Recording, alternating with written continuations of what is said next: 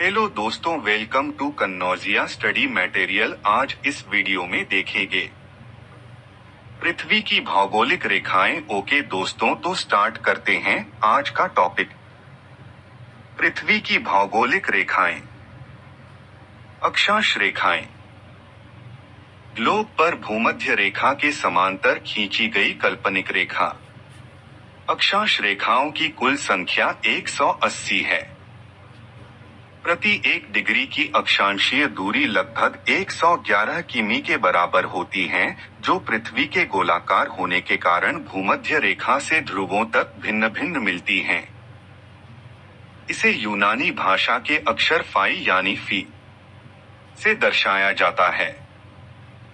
तकनीकी दृष्टि से अक्षांश अंश डिग्री में अंकित कोणीय मापन है, जो भूमध्य रेखा पर 0 से लेकर ध्रुव पर 90 डिग्री हो जाता है। अक्षांश भूमध्य रेखा से किसी भी स्थान की उत्तरी अथवा दक्षिणी ध्रुव की ओर की कोणीय दूरी का नाम है। भूमध्य रेखा को 0 की अक्षांश रेखा माना गया है। भूमध्य रेखा से उत्तरी ध्रुव की ओर की सभी दूरियां उत्तरी अक्षांश और दक्षिणी ध्रुव की ओर की सभी दूरियां दक्षिणी अक्षांश में मापी जाती है।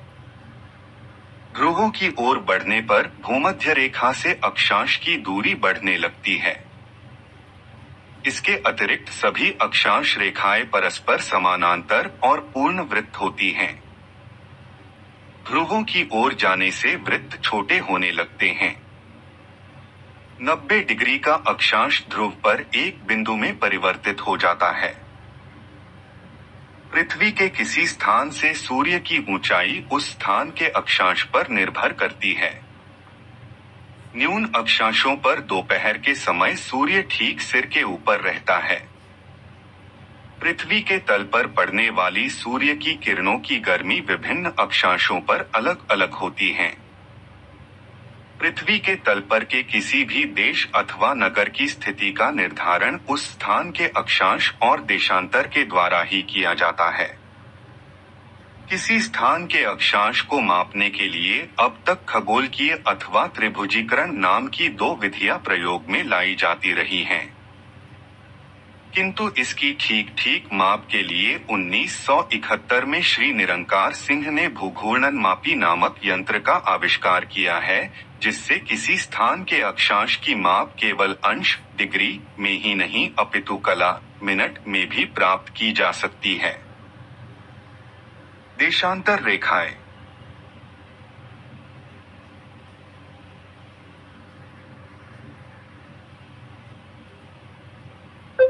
देशांतर ग्लोब पर उत्तर से दक्षिण की ओर खींची जाने वाली काल्पनिक रेखाएं हैं। ये रेखाएं समानांतर नहीं होती हैं। पृथ्वी के बीचों बीच 0 डिग्री पर खींची गई ये रेखाएं मध्याह्न रेखा या ग्रीनविच रेखा कहलाती हैं। दुनिया का मानक समय भी इसी रेखा से निर्धारित किया जाता है। एक देशांतर का अंतर होने पर समय में 4 मिनट का अंतर होता है। चूंकि पृथ्वी पश्चिम से पूरब की ओर घूमती है, फलतः पूरब की ओर बढ़ने पर प्रत्येक देशांतर पर समय 4 मिनट बढ़ता जाता है तथा पश्चिम में जाने पर प्रत्येक देशांतर पर समय 4 मिनट घटता जाता है। देशांतर रेखाएं उत्तरी तथा दक्षिणी ध्रुव पर एक बिंदु पर मिल जाती हैं। ध्रुवों से विषुवत रेखा की ओर बढ़ने पर देशांतरों के बीच की दूरी बढ़ती जाती है। विषुवत रेखा पर इनके बीच की दूरी अधिकतम 111.32 किलोमीटर होती है। इनकी कुल संख्या 360 है। इंग्लैंड के ग्रीनविच नामक स्थान से गुजरने वाली देशांतर को प्रधान देशांतर या 00 देशांतर माना गया है। इसकी बाईं की ओर की रेखाएं पश्चिमी देशांतर और दाहिनी ओर की रेखाएं पूर्वी देशांतर कहलाती हैं। देशांतर के आधार पर ही किसी स्थान का समय ज्ञात किया जाता है। 2 देशांतर रेखाओं के बीच की दूरी गोरे नाम से जानी जाती है। दुनिया का मानक समय भी इसी रेखा से निर्धारित किया जाता है। लंदन का शहर ग्रीनविच इसी रेखा पर स्थित है, इसलिए इसे ग्रीनविच रेखा कहते हैं। इन देशांतर रेखाओं को मध्यांतर रेखाएं भी कहा जाता है, क्योंकि एक रेखा पर स्थिति सभी स्थानों पर मध्याह्न या दोपहर एक ही समय पर होता है। कर्क रेखा।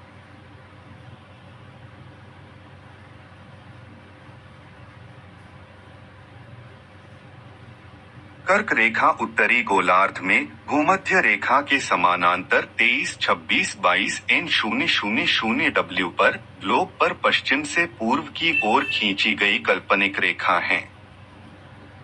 यह रेखा पृथ्वी पर उन 5 प्रमुख अक्षांश रेखाओं में से एक है जो पृथ्वी के मानचित्र पर परिलक्षित होती हैं। कर्क रेखा पृथ्वी की उत्तरतम अक्षांश रेखा है, जिस पर सूर्य दोपहर के समय लंबवत चमकता है। यह घटना जून क्रांति के समय होती है, जब उत्तरी गोलार्ध सूर्य के समकक्ष अत्यधिक झुक जाता है। इस रेखा की स्थिति स्थायी नहीं है, वरन इसमें समय के अनुसार हेरफेर होता रहता है। 21 जून को जब सूर्य इस रेखा के एकदम ऊपर होता है, उत्तरी गोलार्ध में वह दिन सबसे लंबा व रात सबसे छोटी होती है। यहाँ इस दिन सबसे अधिक गर्मी होती है, स्थानीय मौसम को छोड़कर, क्योंकि सूर्य की किरणें यहाँ एकदम लंबवत पड़ती हैं। कर्क रेखा के सिवाय उत्तरी गोलार्ध के अन्य उत्तरतर क्षेत्रों में भी किरणें अधिकतम लंबवत होती हैं। इस समय कर्क रेखा पर स्थित क्षेत्रों में परछाई एकदम नीचे छिप जाती है या कहें कि नहीं बनती है। इस कारण इन क्षेत्रों को अंग्रेजी में नो शैडो जोन कहा गया है। इसी के समानांतर दक्षिणी गोलार्ध में भी एक रेखा होती है जो मकर रेखा कहलाती है। भूमध्य रेखा इन दोनों के बीचों बीच स्थित होती है। कर्क रेखा से मकर रेखा के बीच के स्थान को उष्णकटिबंध कहा जाता है। इस रेखा को कर्क रेखा इसलिए कहते हैं क्योंकि जून क्रांति के समय सूर्य की स्थिति कर्क राशि में होती है। सूर्य की स्थिति मकर रेखा से कर्क रेखा की ओर बढ़ने को उत्तरायण एवं कर्क रेखा से मकर रेखा को वापसी को दक्षिणायन कहते हैं। इस प्रकार वर्ष 6 से 6 माह के में 2 अयन होते हैं। मकर रेखा। मकर रेखा दक्षिणी गोलार्ध में भूमध्य रेखा के समानांतर 13 डिग्री 26 फीट 22 इंच पर ग्लोब पर पश्चिम से पूरब की ओर खींची गई काल्पनिक रेखा है। 22 दिसंबर को सूर्यमकर रेखा पर लंबवत चमकता है। मकर रेखा या दक्षिणी गोलार्ध 5 प्रमुख अक्षांश रेखाओं में से एक है जो पृथ्वी के मानचित्र पर परिलक्षित होती हैं। मकर रेखा पृथ्वी की दक्षिणतम अक्षांश रेखा है, जिस पर सूर्य दोपहर के समय लंबवत चमकता है।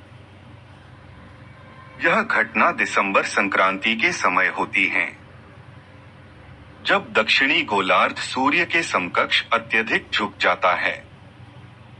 मकर रेखा की स्थिति स्थायी नहीं है, वरन इसमें समय के अनुसार हेर फेर होता रहता है। उत्तरी गोलार्ध में मकर रेखा उसी भांति है जैसे दक्षिणी गोलार्ध में कर्क रेखा। मकर रेखा के दक्षिण में स्थित अक्षांश दक्षिण तापमान क्षेत्र में आते हैं। मकर रेखा के उत्तर तथा कर्क रेखा के दक्षिण में स्थित क्षेत्र उष्णकटिबंध कहलाता है। भूमध्य रेखा।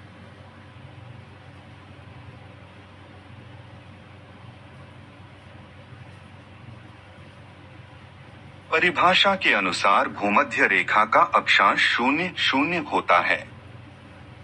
पृथ्वी की भूमध्य रेखा की लंबाई लगभग 40,075 किमी 24,901.5 मील, शुद्ध लंबाई 40,075,016.6856 मीटर है।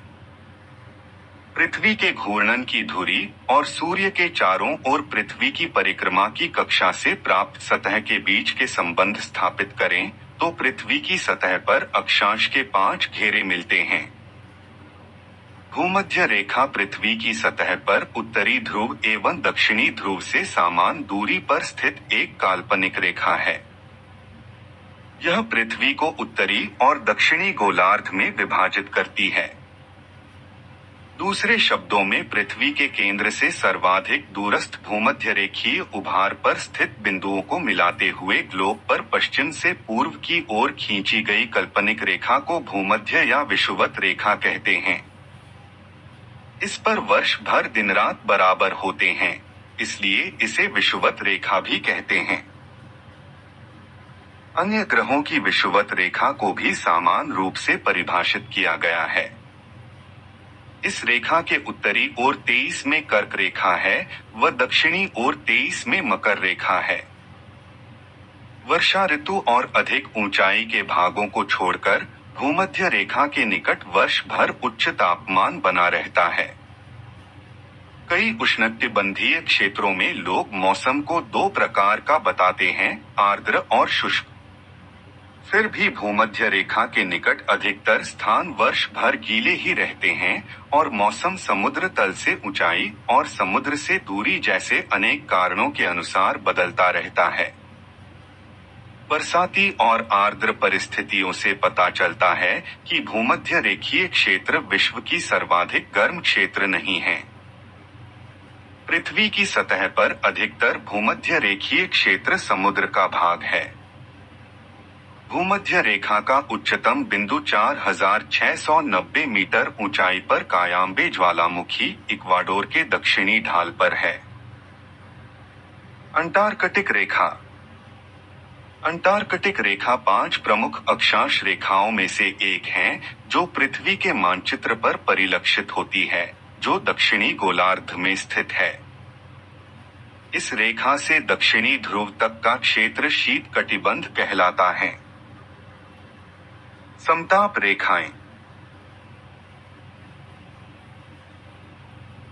भूमंडल पर ताप के क्षैतिज वितरण को प्रदर्शित करने के लिए समताप रेखाओं का प्रयोग किया जाता है। समताप रेखाएं वे कल्पित रेखाएं हैं जो समान ताप वाले स्थानों को मिलाते हुए खींची जाती हैं। इन्हें खींचने के लिए विभिन्न स्थानों का तापमान ज्ञात किया जाता है, फिर उन स्थानों के तापमानों को सागर तल पर समायोजित किया जाता है, अर्थात सभी स्थानों को सागर तल पर मानकर ऊंचाई के अंतर को घटाकर संशोधित तापमान प्राप्त किए जाते हैं। तत्पश्चात समताप रेखाएं खींची जाती हैं। मध्याह्न रेखा। मध्याह्न रेखा या याम्योत्तर पृथ्वी के उत्तरी एवं दक्षिणी ध्रुव के मिलाने वाली और उत्तर दक्षिण दिशा में खींची गई काल्पनिक रेखाओं को कहते हैं। पृथ्वी के बीचों बीच शून्य देशांतर पर खींची गई मध्याह्न रेखा प्रधान मध्याह्न रेखा, प्रधान याम्योत्तर या ग्रीनविच रेखा कहलाती है। दुनिया का मानक समय इसी रेखा से निर्धारित किया जाता है, coordinated universal time UTC। London के एक शहर ग्रीनविच इसी रेखा पर स्थित है, इसलिए इसे ग्रीनविच रेखा भी कहते हैं। प्रधान मध्याह्न रेखा के पूर्व में स्थित 180 डिग्री तक के देशांतर पूर्वी देशांतर तथा पश्चिम की ओर स्थित देशांतर पश्चिमी देशांतर कहलाते हैं। अंतर्राष्ट्रीय तिथि रेखा।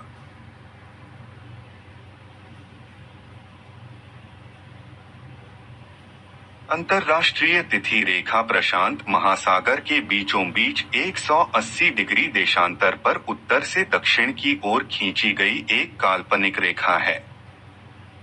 इस रेखा पर तिथि का परिवर्तन होता है। इस रेखा का निर्धारण 1884 में वाशिंगटन में संपन्न एक सम्मेलन में किया गया।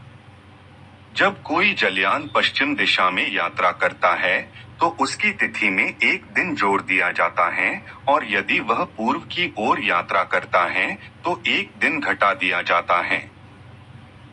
एक देश के विभिन्न भागों या द्वीपों का समय एक समान रखने के लिए इस रेखा को आर्कटिक महासागर में 75 डिग्री उत्तरी अक्षांश पर महाद्वीप से बचने के लिए पूर्व की ओर मोड़ बेरिंग जल संधि से निकाली गई। बेरिंग सागर में यह पश्चिम की ओर मोड़ी गई है। फिजी द्वीप समूह तथा न्यूजीलैंड को दूर रखने के लिए यह दक्षिण प्रशांत महासागर में यह पूर्व की ओर मुड़ती है।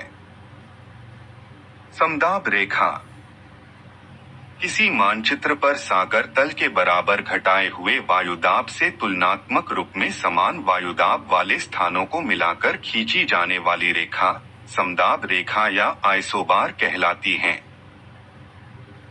सूर्य ग्रहण व चंद्र ग्रहण। पृथ्वी सूर्य की परिक्रमा करती है जबकि चंद्रमा पृथ्वी का। जब सूर्य एवं चंद्रमा के मध्य पृथ्वी आ जाती है तो पृथ्वी की छाया चंद्रमा पर पड़े लगती है, जिससे ग्रहण पड़ता है, जो चंद्र ग्रहण कहलाता है। जब पृथ्वी एवं सूर्य के मध्य चंद्रमा आ जाता है तो उसकी छाया पृथ्वी पर पड़ती है, जिससे सूर्य ग्रहण की घटना होती है। आज के लिए इतना ही। फ्रेंड पसंद आए तो लाइक कमेंट शेयर सब्सक्राइब कीजिए दोस्तों और कन्नौजिया स्टडी मटेरियल को सपोर्ट कीजिए।